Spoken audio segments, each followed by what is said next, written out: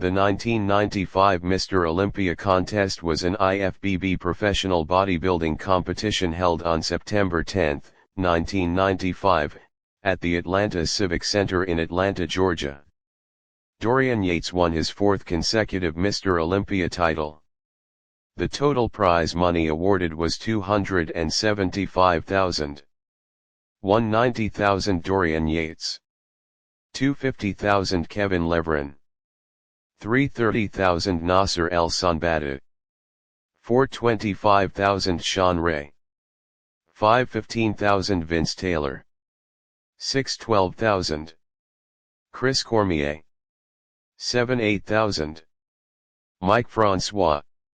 $87,000 Flex Wheeler. $96,000 Aaron Baker. $10,500 Charles Claremont. $11,000 Ronnie Coleman. $12,000 Paul DeMeo. $13,000 Sonny Schmidt.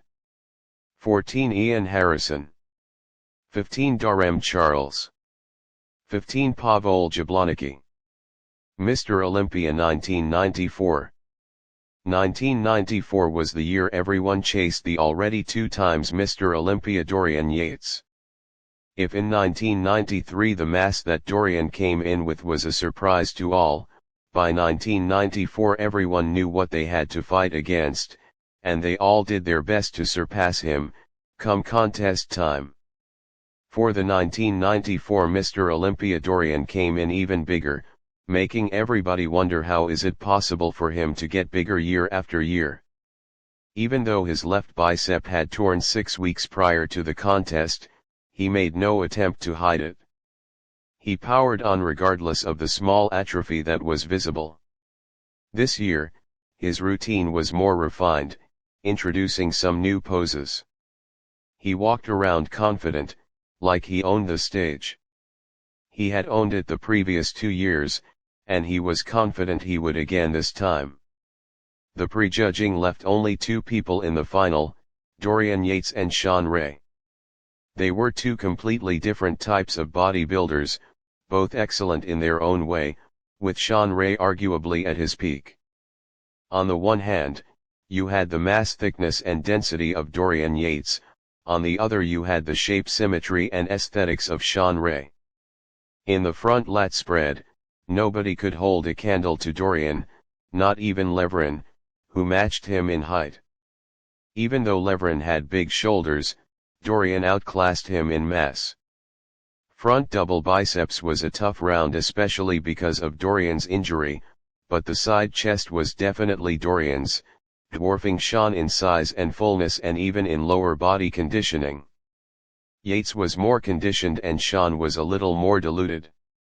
The back double biceps round also went to Dorian, as his arms were still the biggest in the game and his back was unmatched with an almost perfect Christmas tree in his lower back. P.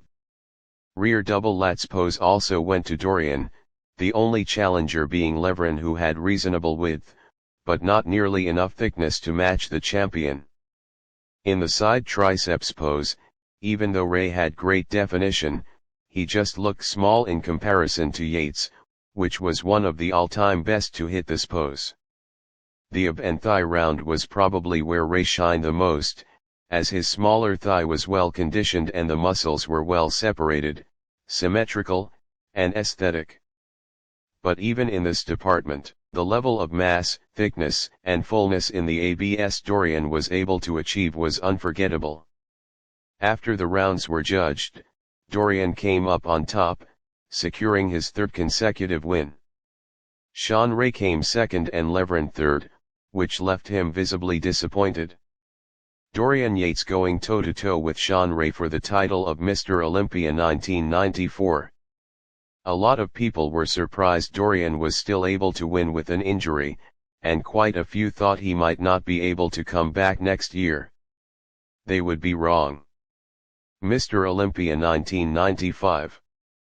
Back in Atlanta Civic Center, the 1995 Mr. Olympia was one of the most competitive shows in the history of the sport. Everyone wanted to see how Dorian Yates evolved from his bicep injury. Sean Ray had been so close to number 1 and wanted to take the crown this year. Dorian Yates posing on the stage for the title of Mr. Olympia 1995. He won the competition even while having injuries. The mass monster wasn't able to stop whining. Kevin Levrone, having already had a number 2 in 1992 and a number 3 in 1994, was eager to claim the throne for himself. The prejudging brought the battle down to the final 4, Yates, Levrone, Ray, and Sonbaty. Sonbaty replaced Ray in the top 3 after a few comparisons between him and Ray, with the other 2. From this trio, Levrone and Yates battled for number 1. The front double bicep was hotly contested between them as Yates had half a bicep smaller, and Levrone always had his A game when it came to arms.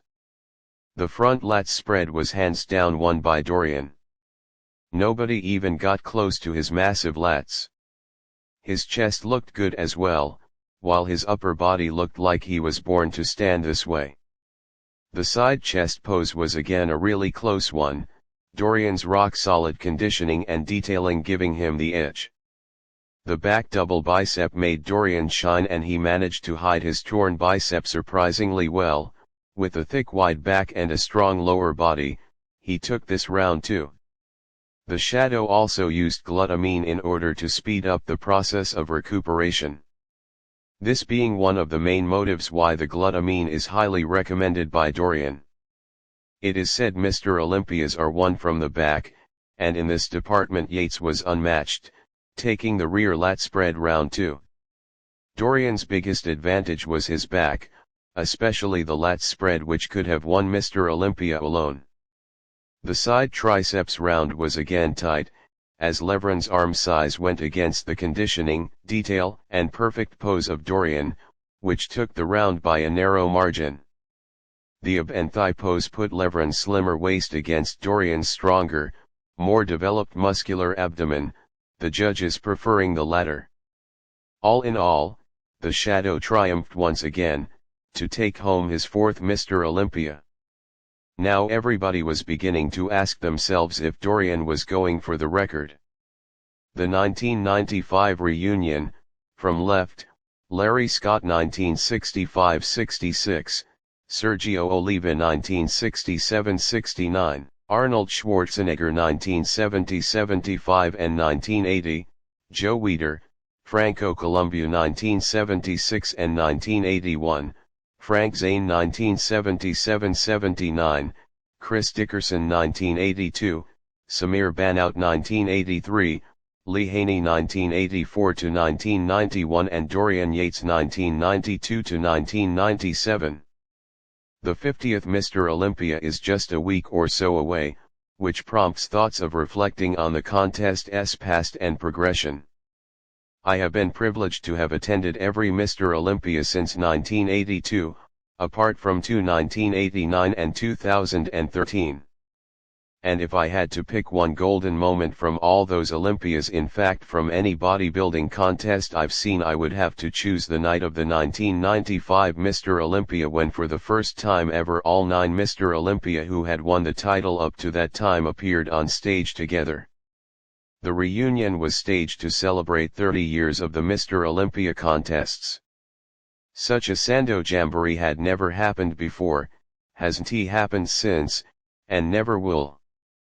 The 9 Mr. Olympias who appeared on stage with the contest's creator Joe Weider on that legendary night were, Larry Scott 1965-66, Sergio Oliva 1967-69, Arnold Schwarzenegger 1970-75 and 1980, Franco Columbia 1976 and 1981, Frank Zane 1977-79, Chris Dickerson 1982, Samir Banout 1983, Lee Haney 1984-1991 and Dorian Yates 1992-1997, who would take the 4th of his titles later that evening.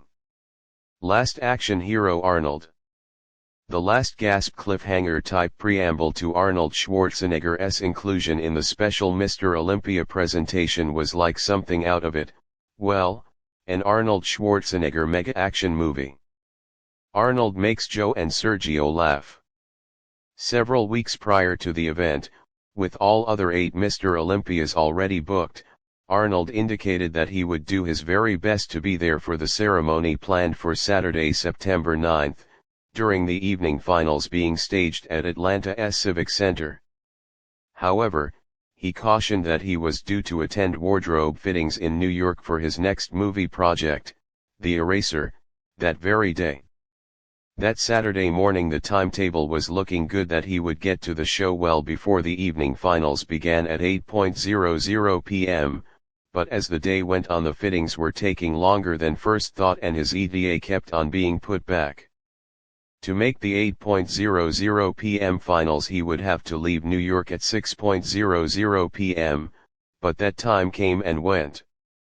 Just after 7:00 p.m. the message was relayed to Olympia promoter Wayne D'Amelia that fittings were complete and Arnold was on the way to Teterboro Airport in New Jersey, and he would take off in his private jet at 7:30 p.m. D'Amelia instructed his staff, "Tonight's schedule goes out the window from now on, we wing it."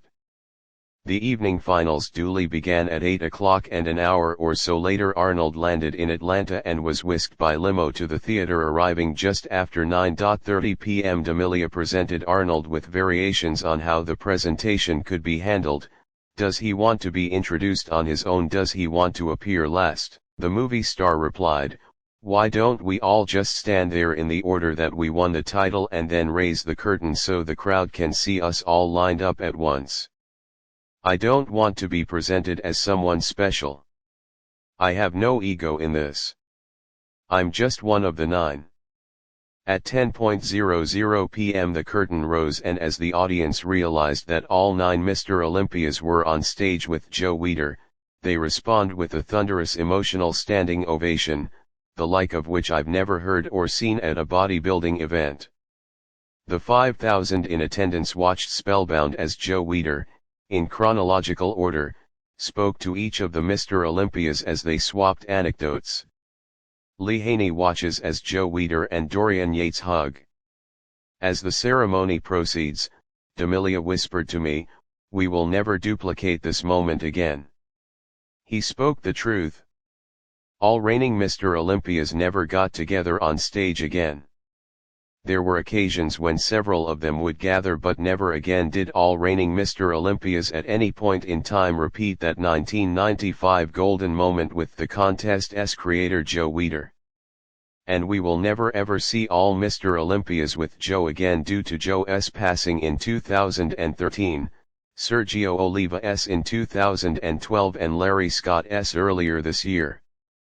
To see all those legends together in one place and hear them speak was an unforgettable experience, like reliving the building blocks of the contest's then 30-year history in 30 minutes. What a night it was, and so in a few days we celebrate the 50th edition of the greatest bodybuilding show on earth. And so it goes. Olympia Stories. Here's a few stories told that Olympia night of September 9, 1995. If you so wish I can add some more. Joe Weider on Larry Scott Mr. Olympia, 1965-66. Back in 1964 Joe and wife Betty were eating at the Matador restaurant, and poor Larry, he was very unhappy. He just won the Mr. America and Mr. Universe titles and he said, "What am I going to do now, Joe? There are no other contests I can enter. Why should I retire so young?" We were having a beer. It was Olympia beer. So we decided to call this new contest for all the champions only Mr. Olympia. Larry Scott on Joe. "I've got a lot to say, so you guys," he motions to the 8 other Mr. Olympias, "sit down and I'll take care of this. I want to pay special tribute to my friend Joe.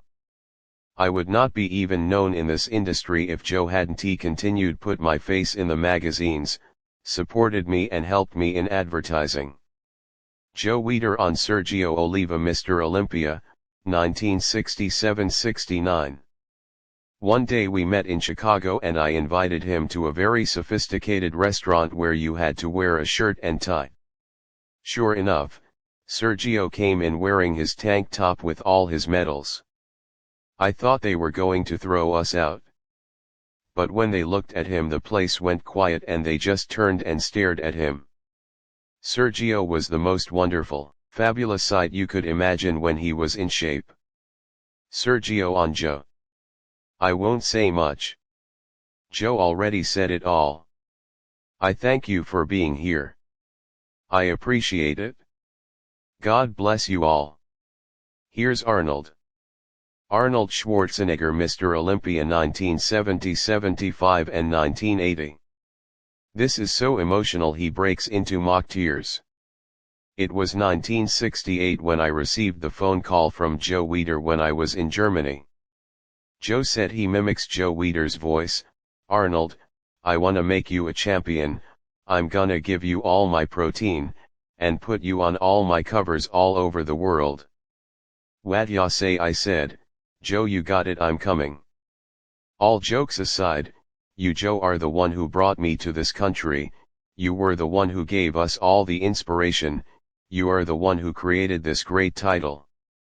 We want to thank you, and this is why we all flew in here to give you this special day on your 30th anniversary. Thank you very much, Joe. Franco Colombia, Mr. Olympia 1976 and 1981 on Joe. When I came here I was getting a little money from Joe and I said to Arnold, look, we go shopping on Friday and by Tuesday the food is gone. Maybe we should get together with Joe and ask for a raise. Arnold says, good idea.